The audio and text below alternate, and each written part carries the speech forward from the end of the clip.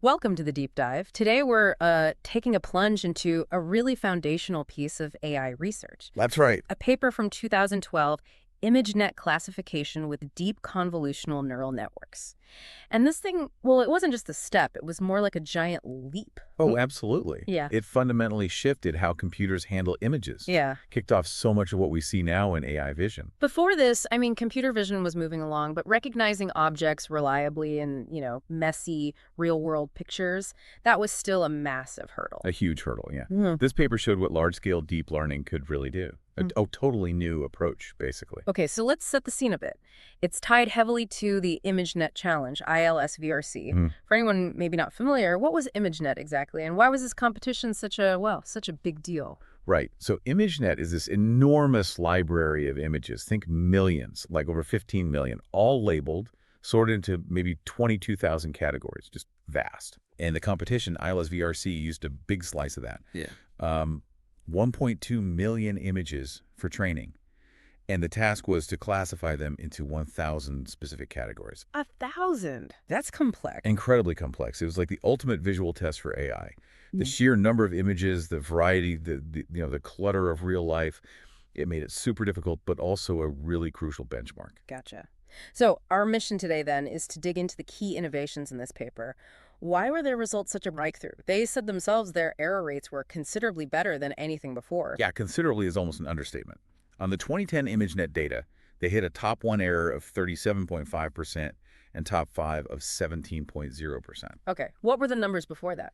Well, the previous state-of-the-art was around 47% top 1 and 28% top 5. Wow, so that's a drop of like 10, 11% absolute. Exactly. It wasn't just chipping away at the error rate, it was a massive jump. Really signaled a new era. And then in the next year's competition, 2012, their model basically blew everyone else away. How much better? Their winning top 5 error was 15.3%. The second place entry, 26.2%. Okay, yeah, that's not even close. Undeniable progress, then. Definitely. And the tool they used, the core of it, was a deep convolutional neural network, a CNN. We talked about CNNs before, but maybe a quick refresher. Why are they so suited for images? Right. So CNNs are kind of designed for grid-like data, which images are, fundamentally. They use these layers that learn patterns locally, things like edges, corners, textures, directly from the pixels. Without being told what to look for. Exactly. It learns them. And the key is it understands that spatial relationships matter. Pixels near each other are related.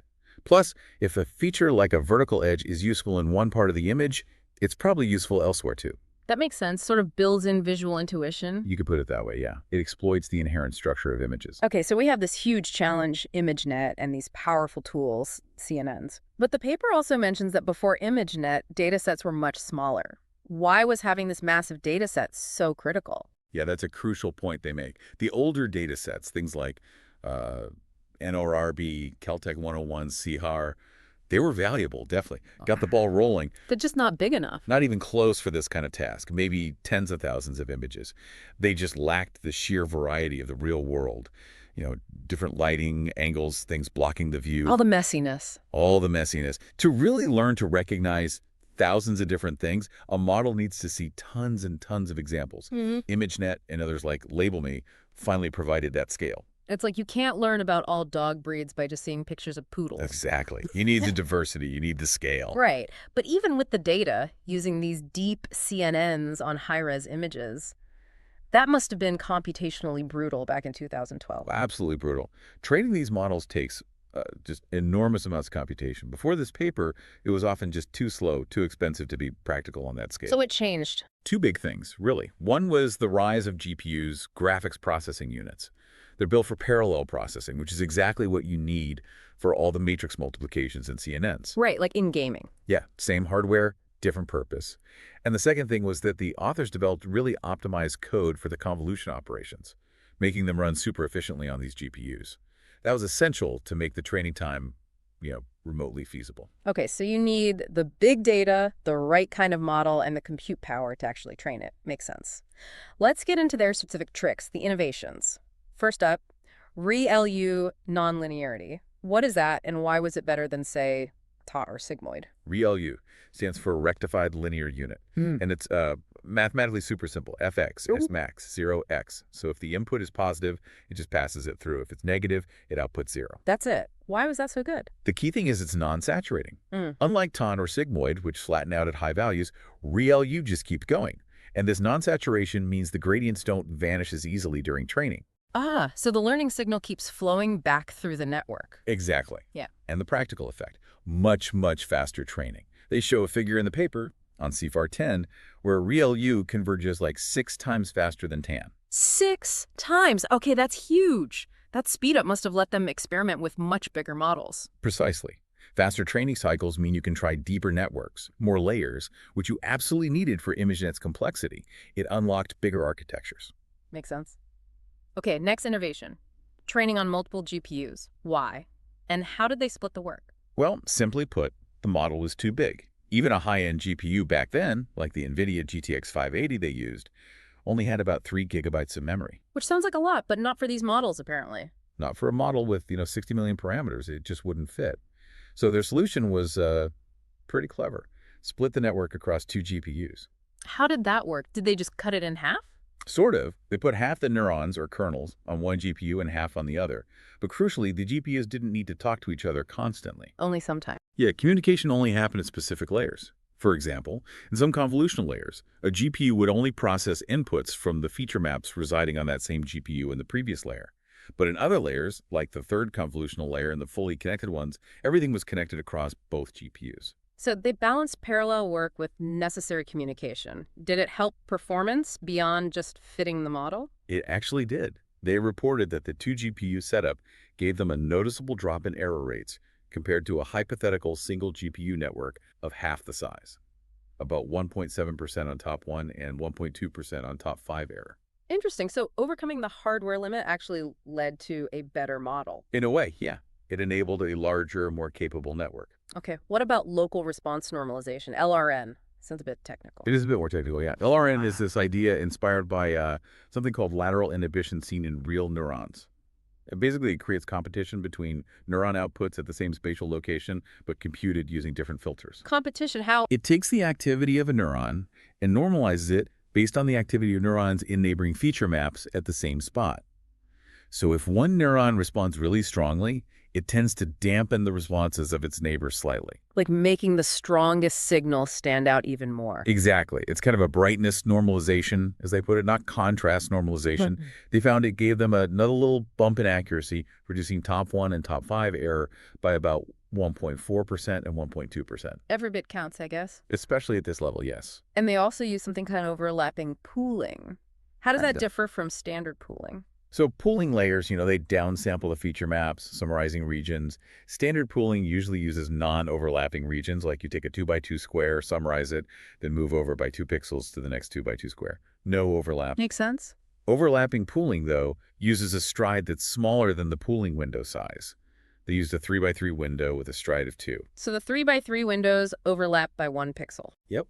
And they found this simple change actually helped a bit. It slightly reduced overfitting, the model getting too tuned to the training data, and gave them another small performance boost, like 0.4% top 1 and 0.3% top 5 error. It's amazing how these seemingly small architectural tweaks add up. They really do.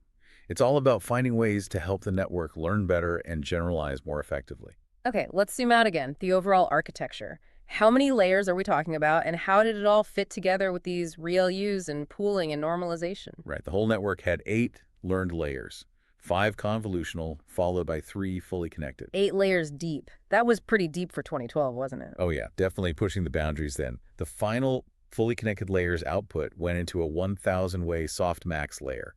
That's what gives the probability for each of the 1,000 ImageNet categories. And the connections. You mentioned the GPU split. Yeah, so the connections were a bit specific because of the 2 GPUs. The second, fourth, and fifth convolutional layers mostly connected within a GPU. But the third convolutional layer and all the fully connected layers had connections across both GPUs. Okay. And where did things like ReLU and LRN fit in? ReLU was applied after every convolutional and fully connected layer. LRN came after the first and second convolutional layers. And max pooling happened after the LRN layers and also after the very last convolutional layer. Got it.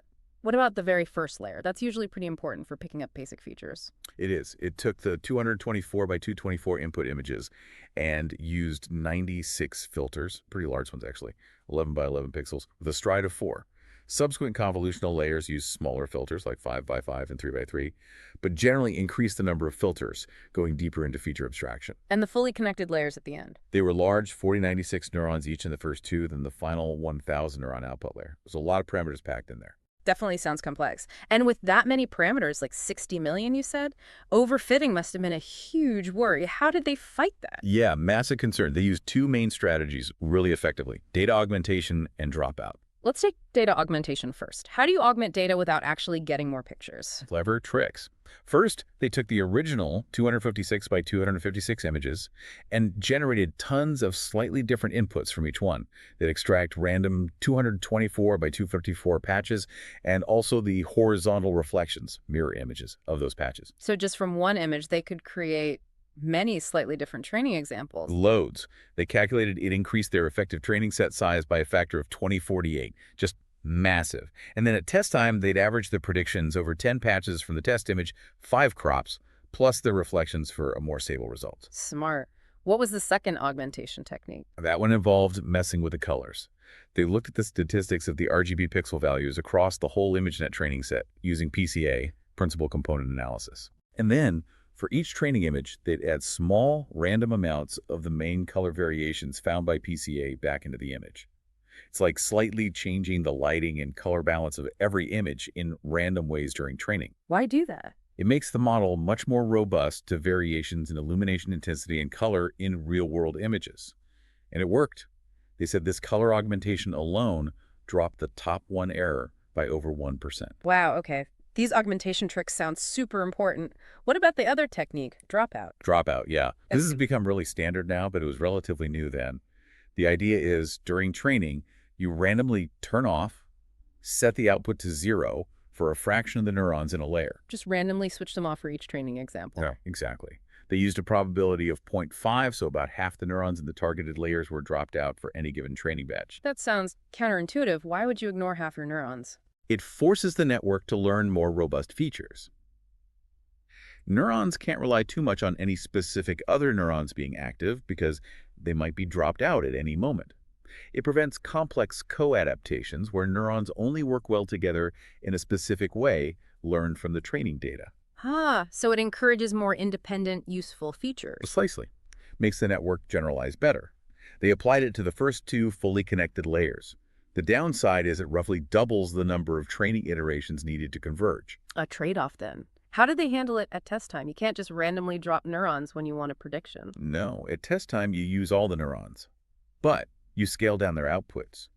Since you trained with a 50% dropout probability, you multiply the outputs of those layers by 0.5 at test time. It's kind of an approximation of averaging the predictions from all the possible thin networks you implicitly trained. Clever. Okay, so architecture, regularization. What about the nitty-gritty of training, like the optimization algorithm? They used pretty standard stuff for the time, but tuned carefully. Stochastic gradient descent, SGD, with a batch size of 128. Okay. We also use momentum, set to 0.9, which helps SGD navigate the loss landscape better because it smooths out the updates. And weight decay, a form of L2 regularization, set to 0.00005. Just for regularization. Interestingly, they noted this small amount of weight decay actually seemed to reduce the training error too, not just the validation error. So it was helping the optimization itself. What about initializing all those weights? Weights were initialized from a zero mean Gaussian distribution with a small standard deviation, 0.01. Biases were initialized either to 0 or, in some layers, like the RealU layers, to 1. Why 1? Setting the bias to 1 in RealU layers helps ensure that the RealUs get positive input right from the start of training, which encourages learning early on. And the learning rate, how do they manage that? They used the same learning rate for all layers and adjusted it manually during training. They started at 0.01 and then divided it by 10 whenever the validation error stopped improving. They did this 3 times in total. So a manual learning rate schedule based on validation performance. Yep. And the whole thing, training this beast, took about 5 to 6 days on those 2 GTX 580 GPUs. That's running through the 1.2 million images about 90 times. 5 or 6 days nonstop really puts the scale into perspective. It was a huge computational effort for the time. Okay, so after all that work, the results. We touched on the error rates, which were groundbreaking. What else did they show about what the network learned? Beyond the raw numbers, they did some qualitative analysis, which is really insightful. They visualized the filters learned by the first convolutional layer. What do they look like? They look a lot like the kinds of basic feature detectors neuroscientists find in the visual cortex. Things like oriented edges, opponent colors, textures. And interestingly, they saw specialization between the two GPUs. One might learn more color-agnostic filters, the other more color-specific ones. It wasn't random.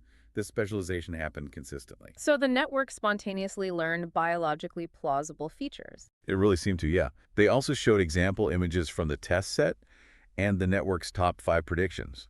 Often, even when the top prediction was wrong, the other guesses in the top 5 were very reasonable, semantically related objects. Like mistaking one breed of dog for another similar breed? Exactly. Or identifying an object correctly, even if it was off-center or partially hidden. It showed the model wasn't just memorizing. And they had another cool visualization, right? Finding similar images? Yes. Figure 4 in the paper. They took a test image, fed it through the network to get its feature representation of the last hidden layer, that 4096-dimensional vector. Then they looked through the training set to find images whose feature vectors were closest in Euclidean distance to the test image's vector. And what did they find? Were the images visually similar? Often, not really at the pixel level, but they were almost always semantically similar. So, a test image of an elephant might retrieve training images of other elephants in totally different poses or environments. Or a picture of a specific type of mite might retrieve other mites. It showed the network had learned a high-level feature space that captured the meaning or category of the image, not just surface appearance. That's maybe the most convincing part. It learned concepts, not just pixels. It really demonstrated the power of these deep features. So, looking back, what did the authors see as the main takeaway and the future direction? Their main conclusion was pretty clear. Large, deep CNNs, trained with supervised learning on enough data, could smash records on really hard tasks. They stressed that depth was crucial, removing even one layer hurt performance noticeably. So deeper was definitely better. Yes. They also speculated that unsupervised pre-training, maybe learning features from unlabeled data first, could help even more, especially with bigger networks or less labeled data. And they pointed towards video. Using the temporal information. Exactly. Applying similar deep learning ideas to sequences, leveraging the information across time in videos, which of course is a huge area of research now. So wrapping this up, this 2012 paper feels like, well, a watershed moment. Absolutely. It was proof of concept on a massive scale. It showed the power of deep CNNs combined with large data sets like ImageNet, clever architectural choices like RailU, the necessity of GPU computing, and smart regularization like dropout and augmentation. It really laid the blueprint, didn't it? It really did. So many techniques we take for granted now were either introduced or popularized by this work. It just fundamentally changed the direction of computer vision and arguably AI research more broadly. The core idea is scale matters, compute matters. Learning features, automatically, they seem to echo through everything that's happened since. Definitely. Those principles are still driving progress today, not just in vision, but in language, audio, reinforcement learning, pretty much everywhere in AI. It's incredible. A great reminder of how foundational research can spark years of innovation. If you, listening, found this deep dive interesting, definitely check out the original paper if you can. It's surprisingly readable. It is, yeah. And it's fascinating to see where the field has gone since then, building on these core ideas. Absolutely. Thanks for joining us for this deep dive.